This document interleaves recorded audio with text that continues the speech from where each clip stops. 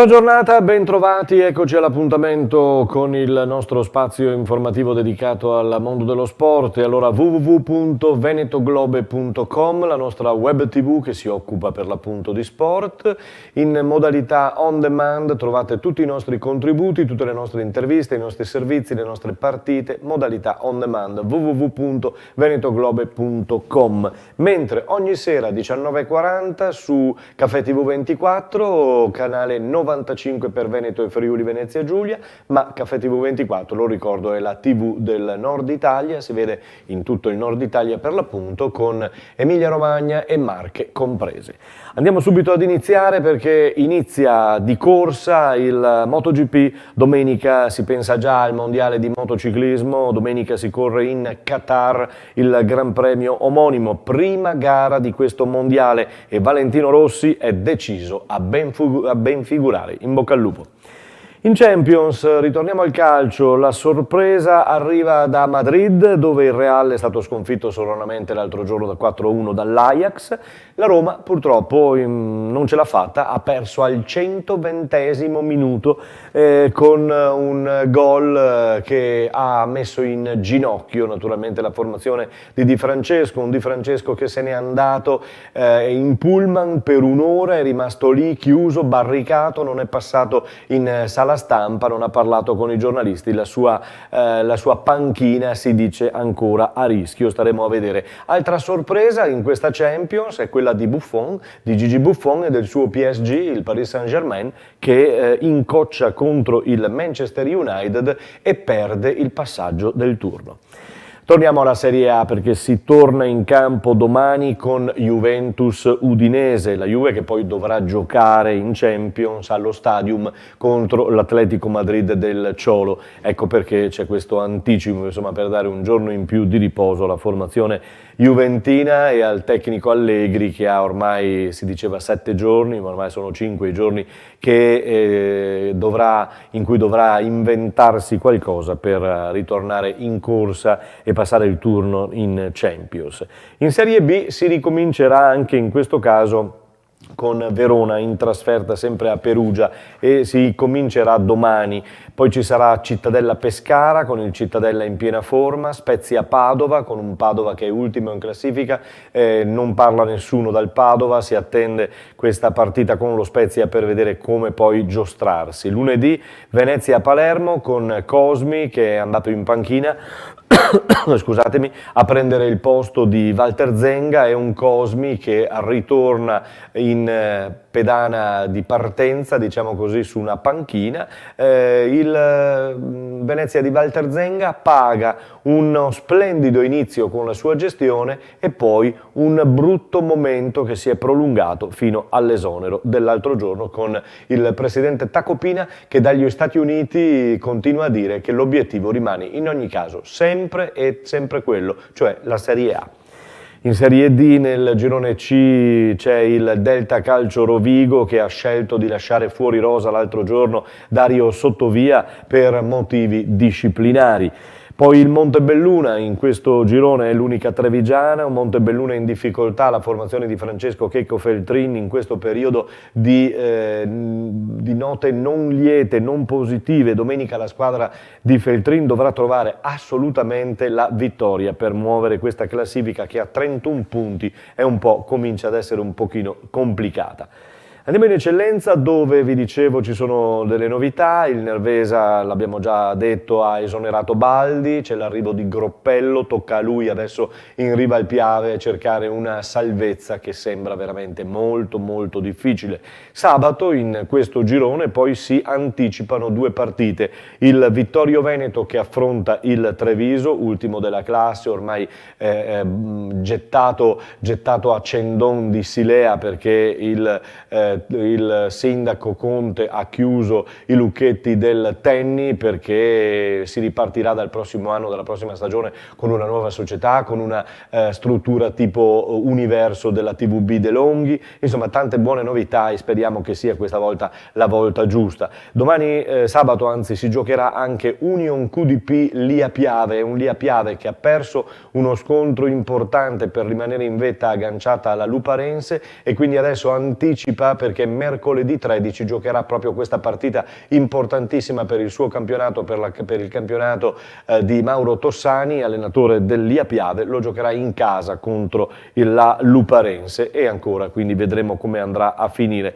ma sono 6 punti di vantaggio della Luparense nei confronti dell'Ia Piave in questo momento.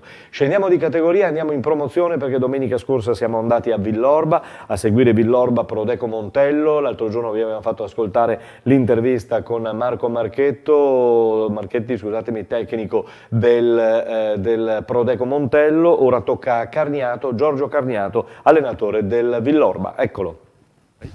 Mister, è uscita insomma, contro il Prodeco un 2-1 ci può anche stare, perché partita che non era chiusa, ci avete provato fino alla fine. Sì, noi ci abbiamo provato, direi che anche sotto il punto di vista del gioco siamo stati una squadra presente, una squadra che probabilmente la squadra vista oggi non merita la posizione classifica che ha e speriamo nel proseguo di fare anche punti oltre che il resto. Avete provato, insomma, perché vi siete trovati in vantaggio, è stata magari un po' una sorpresa per loro. Poi loro, un brutto secondo tempo però, perché loro hanno smesso di giocare e voi l'avete trasformata così buttando là, però con pochi gay magari. Purtroppo c'è una differenza abissale tra noi e loro di nomi e di giocatori, quindi la qualità dopo a lungo andare esce sempre. Noi nel secondo tempo abbiamo provato, probabilmente ci mancavano anche per noi dei giocatori importanti anche a loro, però i nostri sono più importanti loro nella nostra rosa. Però si dice sempre che non sono queste le partite su cui dovreste puntare, no? Le prossime mi pare che sono più importanti. Le prossime sono importanti, ossia noi ci proviamo tutte, perché non è che siamo partiti battuti, infatti siamo partiti per giocare, non per difenderci. Abbiamo provato, il primo tempo eravamo andati in vantaggio, secondo me anche direi in maniera meritata. E poi 2 disattenzioni, perché alla fine 2 disattenzioni nostre ci hanno costato la partita. Mister, in bocca al lupo, perché sarà un campionato ancora tosto. Sì, mancano tante partite, sarà dura e crepi il lupo. In bocca al lupo a Giorgio Carniato, tecnico del Villorba, che lo ricordiamo è subentrato appunto alla partenza iniziale con un altro tecnico. Andiamo a cambiare sport, parliamo di basket, TVB Basket Treviso De Longhi, si continua a festeggiare, si continua a ricordare questa bellissima Coppa Italia di Serie A2 che apre la bacheca appunto di questa formazione, di questa società, e domenica ci sarà la maglietta celebrativa in campo alle ore 12, perché si gioca alle ore 12 il match contro Montegranaro, che è un confronto diretto per il secondo posto in campionato. Ponzano femminile in Serie A2 ha perso e si è arreso contro Vicenza in trasferta, sconfitta di 3 punti soltanto, 58-55, nonostante un'ottima Ciabattoni che continua a stupire e a trascinare le ponzanine. La Ruker Sanve giocherà invece il 9 marzo in casa, si torna di fronte al pubblico amico e per la formazione di Marco Mian bisogna tornare nuovamente alla vittoria e continuare un'altra striscia positiva. Allora cambiamo nuovamente sport, adesso si parla di Imoco Volley Conegliano, quindi di pallavolo femminile, sabato 20 e 30 Imoco contro Bisonte Firenze, ancora una formazione toscana dopo Scandicci, sconfitta nettamente sabato scorso, domenica pomeriggio per 3-0. Ritorniamo a quei momenti, ritorniamo sul parquet del Palaverde, ritorniamoci con Carlo Parisi che gentilmente è venuto ai nostri microfoni nonostante la giornata non fosse delle migliori, c'è stato anche un suo sfogo particolare, ma andiamo a vederlo e a scoprirlo. Al di là di come sia andata la partita, un'altra bella gara tra queste due formazioni, anche se l'ho vista un po' contrariato questa sera. Intanto bella gara per loro sono state brave, hanno giocato bene, hanno spinto sin dalla prima palla, a differenza nostra che il nostro approccio alla gara era quello sul quale avevamo chiesto particolare attenzione e non è stato positivo. Quello che posso dire è che insomma, noi in questo momento abbiamo qualche difficoltà di natura fisica che facciamo fatica a smaltire e questo in qualche modo lo paghiamo, ma è una squadra che vuole lottare deve fare altro, quindi l'alibi è valido se una squadra esce dal campo che ha dato tutto, allora gli alibi possono anche esserci, ma quando usciamo dal campo così non ci sono alibi che tengano e quindi le responsabilità gravi sono nostre, perché va bene le difficoltà che noi sappiamo, però l'approccio mentale passa da tutt'altra cosa.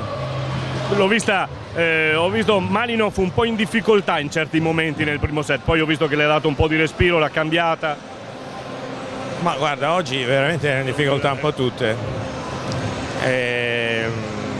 Il merito di Conegliano, perché comunque loro sì, a parte il primo set dove hanno sbagliato un po' tanto, dopo hanno limitato gli errori e sono state molto più concrete, e quindi diciamo che non abbiamo più avuto spazi entro i quali inserirci o momenti di calo loro, eccetera. Quindi quando una squadra di là spinge e noi siamo troppo passivi, il risultato è questo qua, quindi complimenti a loro. E niente, ora noi alla prossima. Chiudo con una battuta, ma dovrà comprarsi una cartellina nuova?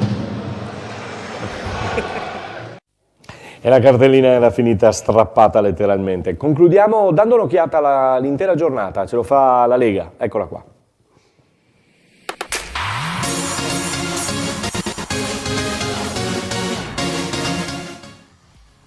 Altra domenica ricca di emozioni nella 22esima giornata della Samsung Volley Cup di Serie 1 femminile.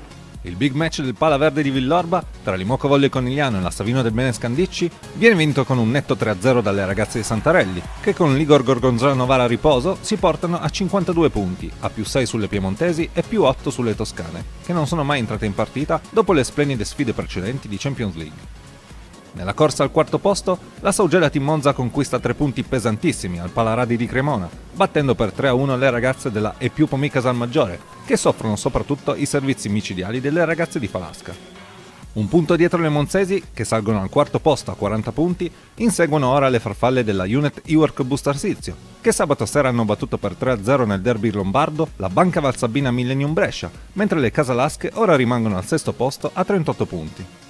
Continua la marcia trionfare casalinga della Bosca San Bernardo Cuneo, che riesce a trovare il primo rotondo 3-0 contro la Lardini Filottrano, portandosi a 30 punti e consolidando l'ottavo posto utile per i playoff, momentaneamente a 2 lunghezze dal Bisonti Firenze, che dovrà giocare il posticipo martedì sera col Club Italia Crai.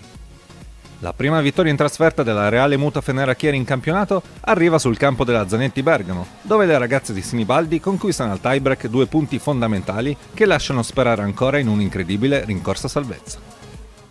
No, l'importante oggi era far vedere che comunque ci siamo ancora, no? Nel senso che settimana scorsa, dopo che abbiamo visto il risultato di Filottrano contro Bergamo, abbiamo detto adesso è dura per noi, perché vuol dire far punti quasi in ogni partita. E fortunatamente abbiamo un calendario che è dalla nostra parte, ci sono prede fattibili, a parte Novara settimana prossima, però ci si prova. Cambiamo nuovamente sport, lasciamo il volley femminile e passiamo alla Benetton Rugby. Sabato a Monigo altra splendida vittoria contro Edimburgo per 18-10 al termine di una gara molto fisica. E a proposito di fisicità, i due piloni, Pasquali e Riccioni, che vedete, hanno avuto il rinnovo da parte della società trevigiana fino al 2021. Ora meritato riposo con i nazionali impegnati, tra l'altro Pasquali è uno di questi, Riccioni pure. Per quanto concerne invece l'Asiago, la Migros Asiago e quindi l'hockey su ghiaccio, allora c'è stata la sconfitta l'altra sera contro 5-4 contro la formazione di Lubiana ieri sera e adesso si giocherà sabato, però la situazione torna a complicarsi. Ce lo spiega Marco Marchetti in questa intervista. Con Michele Marchetti. Allora, non ci basta questa, dobbiamo aspettare la prossima per prendere il quarto posto e stare tranquilli di essere dentro. Sì, noi volevamo già chiudere la questione playoff oggi, è stata una partita dura, comunque loro sapevamo che sarebbero venuti convinti e è stata una partita equilibrata, un po' di episodi che l'hanno messa sul pareggio, però prendiamo un punto e andiamo a Kitzbühel per chiudere la pratica playoff. Secondo capitolo, Michele Marchetti rientra stasera dopo infortunio un po' lungo, come stai? Sto bene, mi sentivo bene, è chiaro che il ritmo partita non è ancora lì, 90% più o meno, però mi sentivo bene, buon feeling. Beh, posso dire che non sembrava, hai segnato, hai pattinato, hai caricato, da fuori non si è visto. No, beh, io ho cercato di fare il mio gioco, quello che so fare meglio e è andata bene che ho fatto anche gol, sono contento, peccato per il risultato, ripeto, ma prendiamo un punto e lo portiamo a casa. Andiamo a Kitzbühel a prendercelo sto quarto posto. Ma certo, andiamo a Kitzbühel con la voglia di chiudere la pratica e di staccare anche un po' la testa, essendo un periodo un po' stressante, così siamo più tranquilli.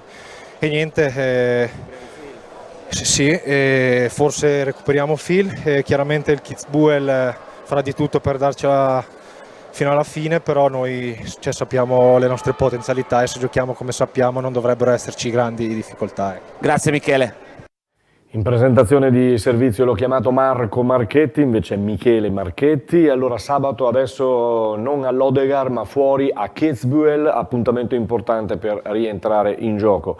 Per il terzo anno l'Atletica Silca Conegliano ha portato gli studenti a fare atletica nel cuore della città, una stupenda, bella staffetta tra le scuole di Conegliano, dalle prime, dalle primarie alle superiori. Questa terza edizione della 21 del CIMA School Edition, con una staffetta scolastica dedicata a tutti gli alunni delle scuole elementari, medie e superiori della nostra città, della città di Conegliano nel Trevigiano. In occasione delle giornate dello sport, la società di atletica guidata dal presidente Francesco Piccin ha proposto a 1400 studenti una manifestazione particolare nel suo genere. È stato un successo di pubblico e di critica anche per quanto riguarda naturalmente le buone prestazioni ottenute. È tutto, ci fermiamo qui, noi ritorniamo domani, sarà l'ultimo appuntamento settimanale, racconteremo quello che sarà il prossimo weekend. A tutti voi, buona serata.